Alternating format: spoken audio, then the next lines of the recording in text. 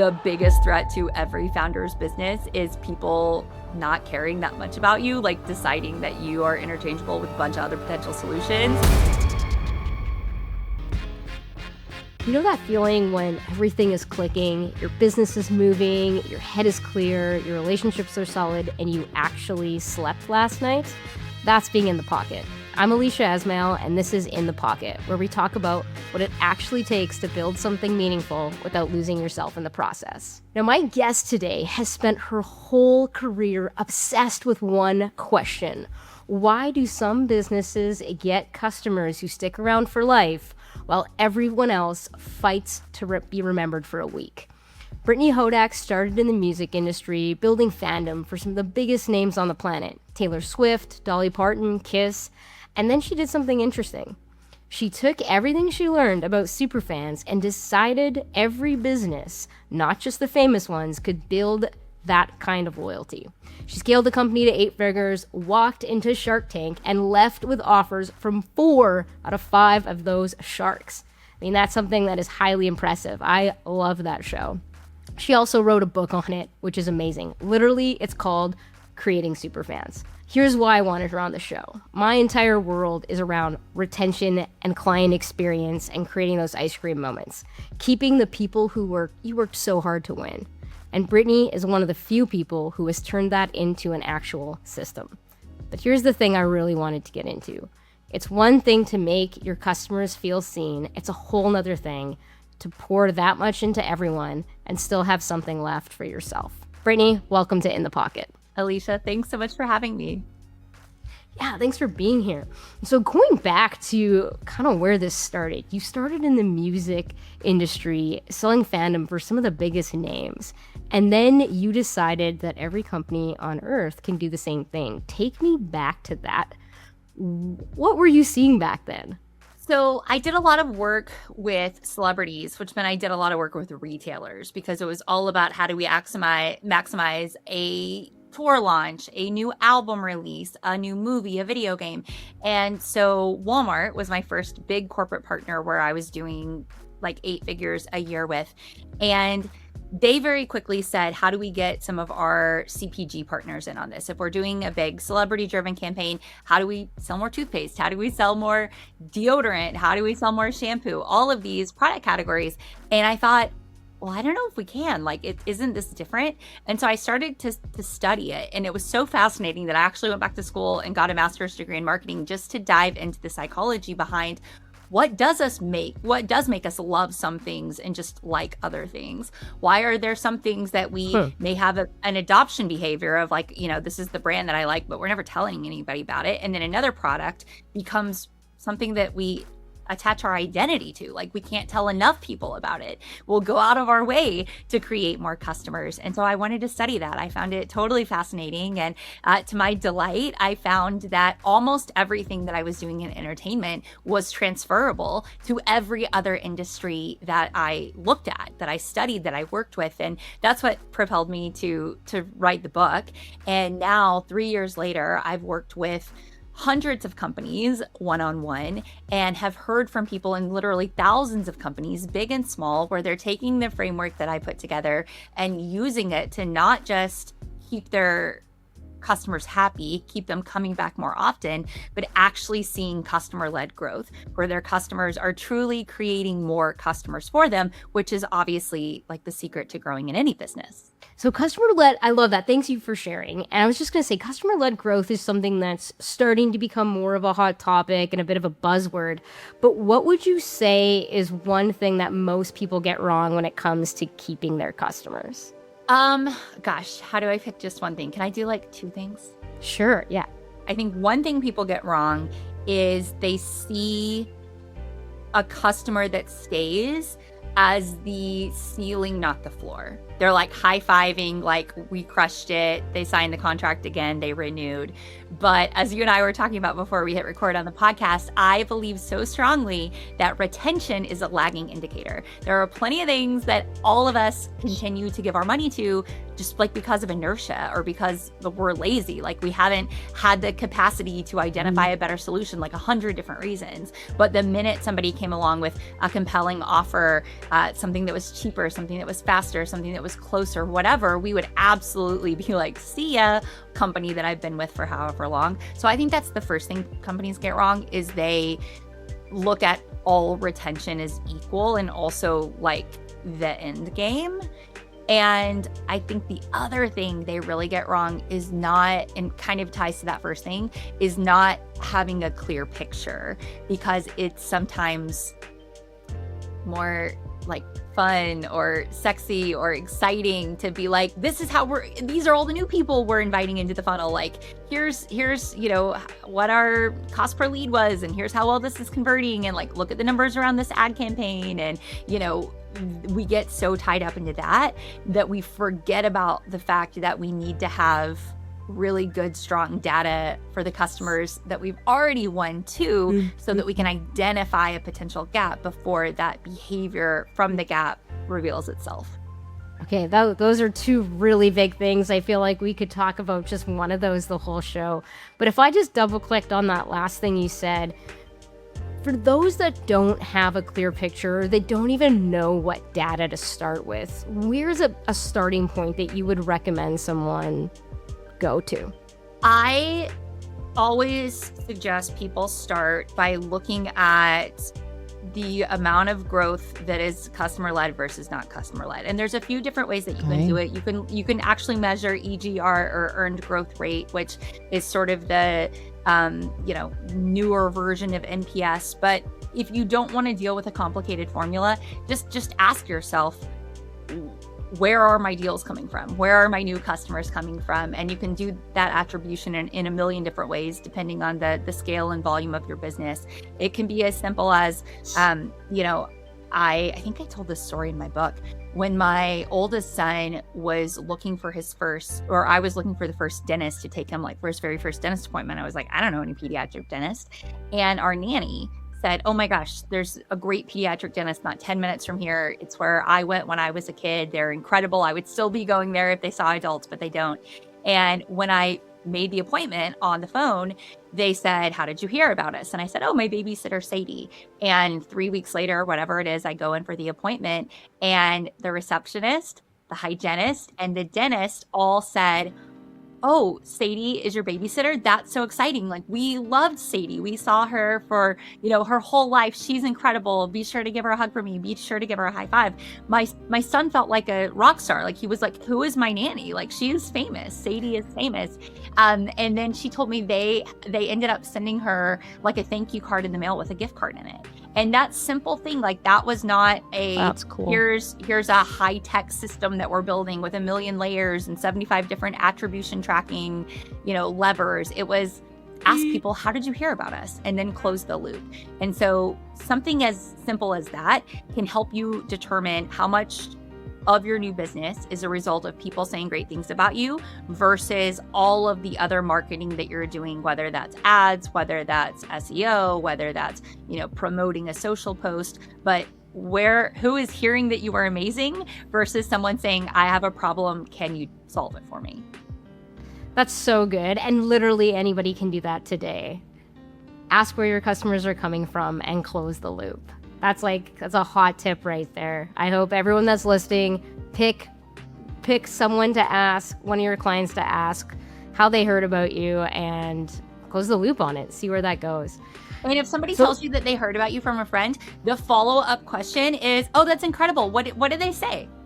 And just ask, because oftentimes you'll uncover insights that you assume, oh, we're winning because we're the fastest, because we're the cheapest, whatever. And what you're going to hear is you care the most, or you're the best at this very specific thing, or, any of 100 other things. So it's very easy to have that follow along, oh, what did they say? Or what made you excited to reach out to us based on that conversation. And then always, yes, close the loop with the referral, with the referee, but don't forget to ask, what was it that drew them to you when you know that it's word of mouth.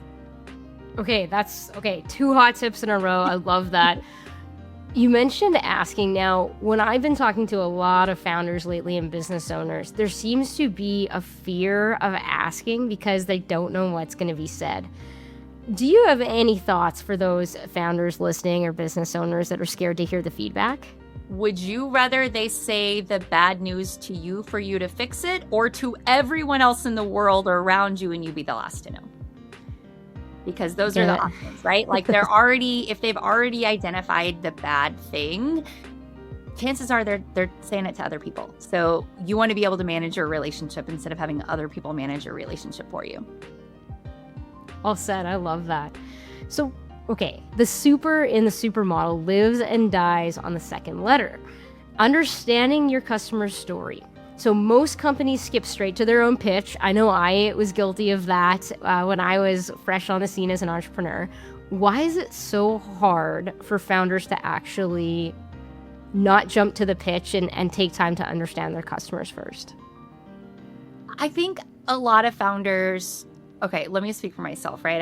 I've started a couple of companies. I have ADHD. I want to solve the problem. My whole life have been very like fix it oriented, like tell me what's wrong so I can fix it. Like, let's cut to the chase. Let's do this. And I think that is a very recurrent personality trait from like all of my friends that are founders.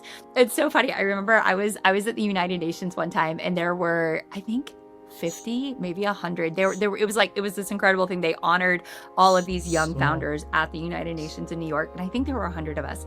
And we were going on a tour of the UN, and they got to a part, and they were talking about landmines, and the problem with landmines, and how the United States is one of the only developed countries that hasn't signed on to this treaty to like stop using them and eradicating them and manufacturing them and all of these things.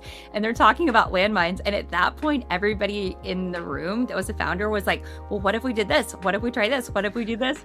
And the poor tour guide was like, I've never had so many people who had like opinions and ideas about how to solve. And somebody's like, yeah, because you have, again, whatever it was, like 50, 100 founders. We were all like, we want to fix the problem.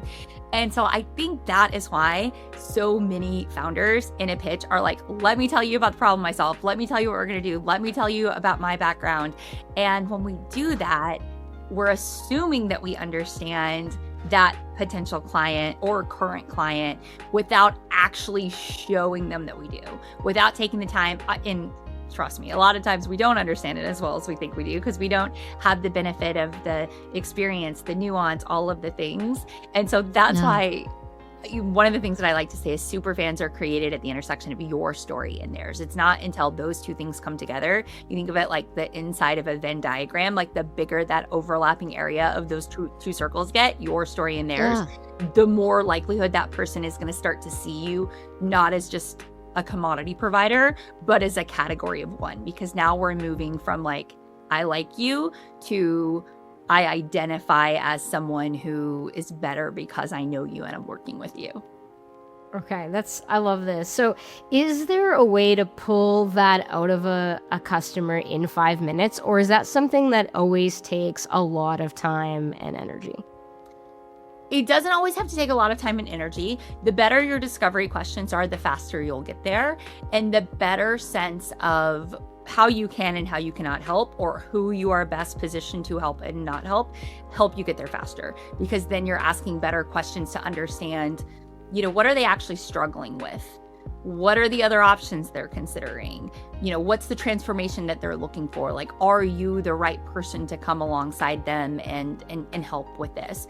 And again, sort of varies depending on if you're talking about product businesses, service businesses, although I would argue every business is an experience business wherever you fall on that spectrum. The longer you do it, the faster you'll be able to underscore like the real issue. Although here's a like shortcut or fast pass.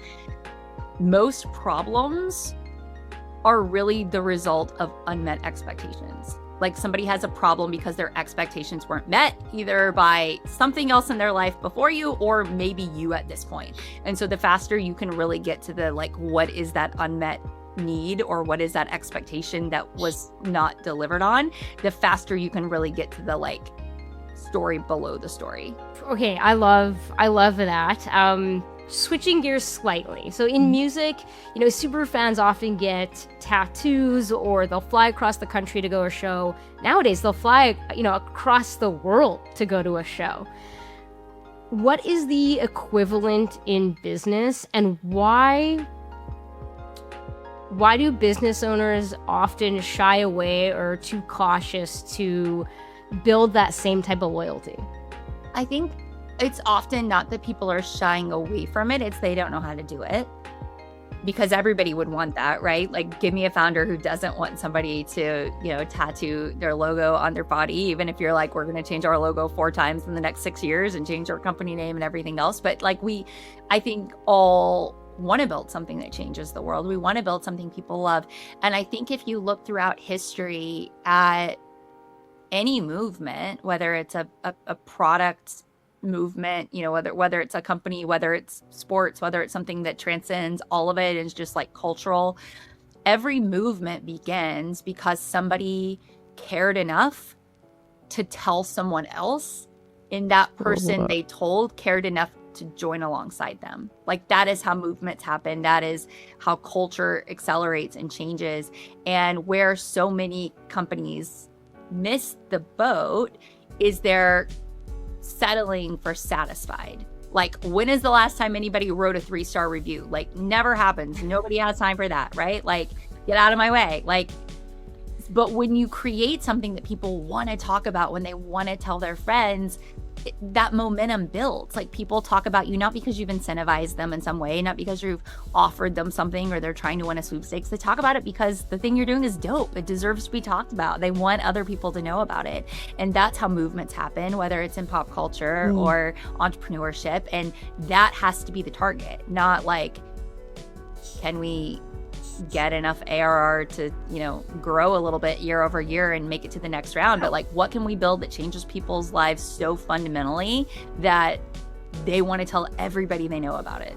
That's fantastic. Also, I think the quote of the day is when's the last time someone's left a 3-star review? I'm going to have to use that for sure. It's so funny. It's kids too. So I have 2 little boys, and a few weeks ago we were on a trip and we were staying in 2 different cities, and my son, who's 8, loves to write reviews. Like, it's so cute, and I don't even think it has anything to do with me. I think it's honestly because kids now, like Gen Alpha kids, are so conditioned. Like, they've grown up hearing like, leave a like, subscribe, tell your friend. My 6-year-old, he'll be on my phone and I'll show him like a cute video on Instagram or something, and he's like, Mom, we have to leave a like. Like, you have to, like, they feel almost this responsibility to like give that instant feedback and share things. And so my son wrote like the cutest little thank you note to the hotel staff in the room. He drew 5 little stars. He's like, this is so great. And it was really cute. And I took a picture of it. And 2 days later, we were in a different city, leaving a different hotel. And I said, oh, buddy, did you want to like write a review before we left? And he goes, nah, this place is mid. And I kind of laughed. And he's like, what am I going to write? It's mid. Like, no. And I was like, it's so true. Even second graders don't have time for 3-star reviews. Also, what a great line. It's mid. It's like, nah, it's mid. It's not. Although he's 8, like everything is mid right now. It's funny because like I talk about apathy as sort of the villain that I think is super underrated, like doesn't get nearly enough airtime. The biggest threat to every founder's business is people not caring that much about you, like deciding that you are interchangeable with a bunch of other potential solutions. And so to have an 8-year-old who talks a lot about stuff being mid is particularly enjoyable to me. That's hilarious. That's fantastic. I feel like I'm learning lots from your 8-year-old. Have to have him on the show next. He would love that. He and I just recorded a podcast together where he talked about Pokemon because he's really into Pokemon. That's really and cute. I've been trying to understand the fandom and the psychology behind that because it's wild, because it's across so many different product types and media types. Like, there's the, VR part, there's the AR part, there's the video game part, there's the like physical trading cards. Like, there's just so many layers to that fandom. So I'll let him know that he can expect an invite. Yeah, there we go. Now, I know everyone talks about exceeding expectations is really important when it comes to client experience, but solo founders or, small businesses can't always roll out the red carpet for every customer. What would you recommend for solo founders or small businesses, and where's the line between delight and burning yourself out? Love this question, and it's something that every founder will have to answer a bunch of times because it changes as you grow. Like, if you have a 5-person team, and you are spending tons of time with your clients because you haven't built the processes yet to hand over, or you haven't hired the teams that you will be implementing things later on, it feels a little more natural sometimes. Like, oh, well, of course I'll do this because I know it. But then as you grow, it gets harder. So this is a problem that you have to solve a bunch of different times. The more you document and the more you create processes around, like anything else, the easier it gets over time. But I would say there is a misperception that exceeding expectations takes more effort or means doing more. And in reality, I think it means showing up to the moments that you already are a little bit different. It's not like, I'm going to give you a different routine and make you brush your teeth more. It's like, you're going to use a whitening toothbrush, or you're going to use toothpaste, or you're going to use like the special, like sensitive toothpaste, right? It's how do we tweak something about a touch point, a moment, a ritual that already exists. And sometimes that's about reducing friction. And sometimes it's about truly just paying attention, like the high tech, but also the high touch of remembering that somebody, said that they were going to propose to their fiance next month or their girlfriend next month, and following up to, ask questions, or, whatever it is, just like showing that you're paying attention and that you care about the person beneath the order, not just the revenue associated with the order. Okay. So you've, of course, preached customer experience for years. What would you say is something that you believed about Superfans, let's say 5 years ago, that has since decided is wrong, or culture and society has just changed?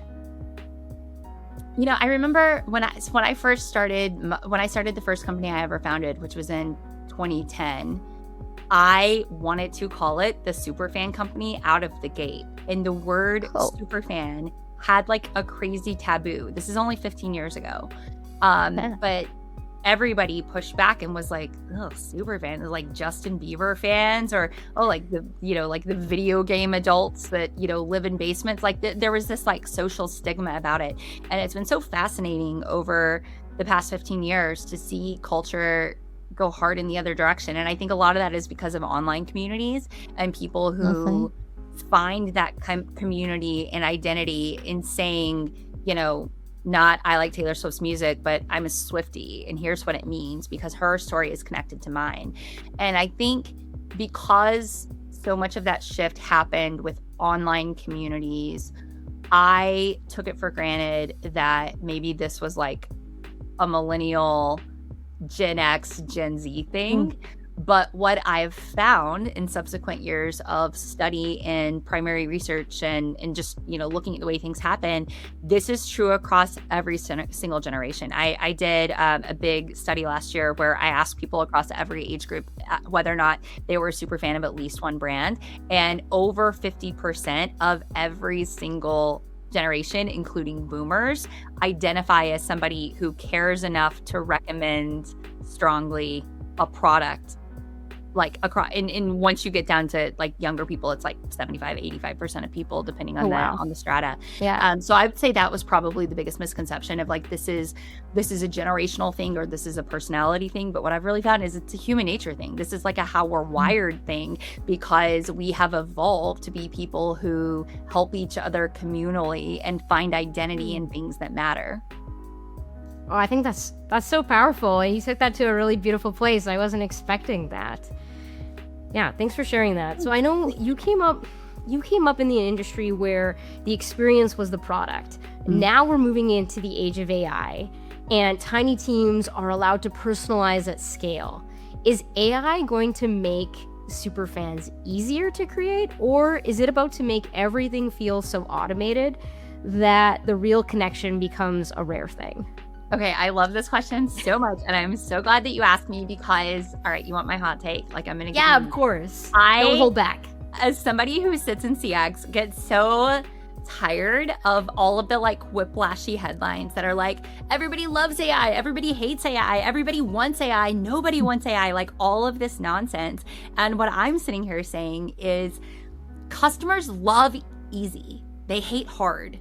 They love fast, they hate slow. They love no friction. They hate lots of friction. That has been true forever and ever and ever and ever and ever, and will continue to be true as long as there continue to be people.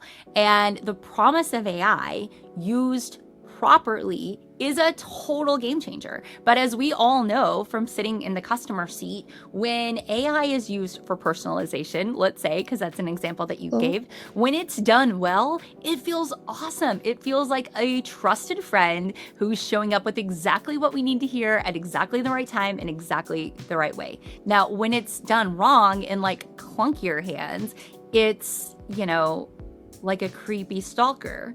And that nuance and that intentionality in the design of how we're using the tool, like how we're deploying it, what we're doing, is where all of the nuance lives, right? It's like is basketball going to make things easier or harder? Well, first of all, let's define basketball. Are we talking about my 6-year-old in the driveway, or are we talking about the New York Knicks? Because like that is a big continuum.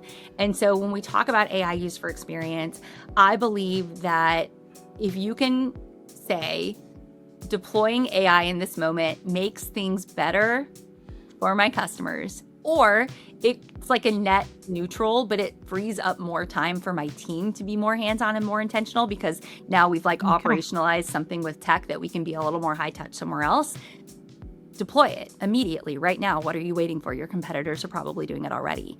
But if you can't answer yes to those questions, you shouldn't be doing it yet. And there are so many people that I feel like have lost the plot because they're trying to do AI for AI's sake. And they're like, we're going to do this, we're going to do that. And it's like, why? Like, show me who that's making something better for. Explain to me why this is a better way than before. It's like, do you remember a few years ago, I haven't thought about this in a long time, I'll probably get the details wrong. Do you remember the juice company that went super viral because they built a machine that was supposed to squeeze the puree out of the juice pouch to make a smoothie? And some I don't know, it's tech reviewer person was like, look, you can just squeeze it out, and totally rendered the $300 machine useless. Do you remember that story? Vaguely, yeah. Yeah, it went super viral, and people were like, this is so dumb. You don't need tech for tech's sake. We can squeeze a pouch and have the outcome. And I feel like some people are being really clunky and heavy-handed and trying to overlay AI for no reason that doesn't improve the experience internally or externally.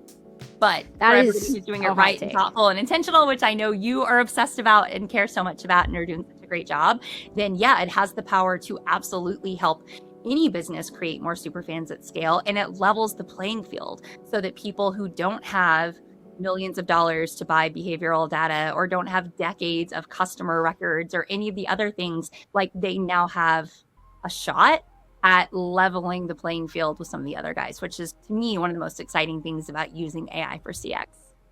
That's pretty exciting. I appreciate you sharing your hot take on that. If people swing too far in the other direction, where it is feeling robotic, and we've all seen this happen, they, probably pissed off some of their customers, and how do they find their way back again?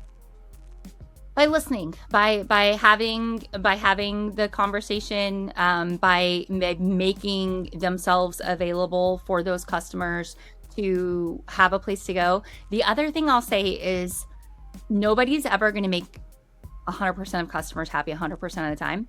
And you have to have the conviction to say, these are the decisions that we're making because we know that they'll be embraced by the many, and maybe isolate some of the few. So, for instance, I fly a ton for my job. I'm a keynote speaker. I live in Nashville, so usually I'm flying either American Airlines or Southwest Airlines because they have the most direct routes places. A few weeks ago, I was flying to Minneapolis, and it made sense to fly Delta because that was the best direct route there and back. And it was I flew up on a Sunday, was flying back on a Monday. When I sat down on Monday, the video screen in the seat in front of me said, welcome back, Brittany, and asked if I wanted to start the movie that I had been watching the day before from the place I left off. And I thought that was such a smart, brilliant touch. I was like, wow, what a great little thing to do. Streaming services get that wrong, right? It feels like sometimes you log into a streaming service and you just want to keep watching the thing you were watching the day before, and it takes you, 11 taps of your remote to get there, or of your screen to get there. And so I posted on LinkedIn, hey, this is a cool thing that Delta did. And there's so many people had feedback. There were hundreds of comments. But a couple of people most were like overwhelmingly positive, like, what a great touch point, that's so smart, I love that they did that. There were a couple of people that were like, this feels like a crazy invasion of privacy, I would hate this, I would hate the fact that they're using my name on the screen, I can't believe that, they're tracking what I watch, that probably means that they're selling it to somebody. So at some point, I would like to think Delta was like, look, is this going to maybe make a couple people think it's a little too far? Perhaps. But are there many more people that are going to say, wow, I feel like you care for me. I feel like you paid attention. I feel like you noticed and you tailored this to me. And, spoiler alert, I think the answer there is yes. And so I think that's an example of a good move of like, this is a good thing to do, even if a couple of people are going to vocally disagree with it. As a perfect example for finding ways to delight your customer. And like you said, you're not going to make everyone happy 100% of the time. So you did mention being on flights. I know you travel a fair bit, and I'm curious, you're so focused and obsessed with making sure everyone else feels seen and helping other companies make sure their clients feel seen. How do you make sure you're doing okay and you're not ending up in burnout? I mean, honestly, I feel like it's something that I'm still trying to figure out 15 years into this crazy life of entrepreneurship. And there's like different seasons, right? Like sometimes I feel like I'm kind of crushing it, and other times I'm like, oh wow, like I've gained 5 pounds and my skin is broken out and I have, 74 unanswered text messages from friends because I've been so like tunnel vision on one thing. And, I know one of the things that you talk about is balance across 5 different areas. And it's something that I think, especially since I've had kids, I just tell myself like, I'm not always going to get it right all the time. The other thing I will say about burnout is it's a lot easier to get burned out when you're not super passionate about something. Like sometimes I feel like burnout is a signal that entrepreneurs can use to like, is this the right thing? Like, is this the thing for you? Or is this like a path on the way to you finding the right thing? Because when you are laser focused, driven, obsessed about something, I think you can work for, 12, 15 hours a day, sometime for months at a time, and never get burned out because you're filling that bucket back up. That's a really, really good point. I think it's a really good moment for people to pause and be like, am I burnt out because this is not what I want to be doing anymore and it's draining my energy? Or do I just need to, have a nap and have a snack? Exactly. Right. We say, like, don't ever make the life decisions when you're hungry or tired. Like, there have been so many times that I've wanted to like blow up so many things in my life, not just my business, but like so many things. And then I like wake up the next morning and I'm rested and fed, and I'm like, oh, I'm glad I didn't hit send on that email, right? Like glad I didn't blow that thing up. So that's sometimes we just work so hard we forget to eat and sleep. That definitely happens. That's been happening to me lately as I'm building a new company. But I know you mentioned my 5-tank framework there. These 5 tanks that we all have: emotional, mental, spiritual, relational, physical. And when they're full, we're in the pocket. And when the 5 tanks start running low, we're usually spiraling, starting to get anxious, and blowing up our relationships unnecessarily. Out of the 5 tanks, which is the one that you've maybe struggled to keep full throughout your entrepreneurial journey? Probably physical is the most regular that I struggle with, because my schedule is so unpredictable. It's very hard to say like, oh, I'm going to go to the gym, every morning from 8 to 9, or I'm going to do this or that, because I fly at least 125 times a year, and I speak every day of the week, everywhere, in different time zones, all the things. So that's probably the hardest for me, because oftentimes it's like, okay, I was supposed to get to the hotel at 9, but because of, flight delays or weather or whatever, I don't get there till 1 a.m. I'm probably not going to the gym because I have sound check at 7:30 tomorrow morning. So probably physical is the one that I have to be the most intentional about really making time for.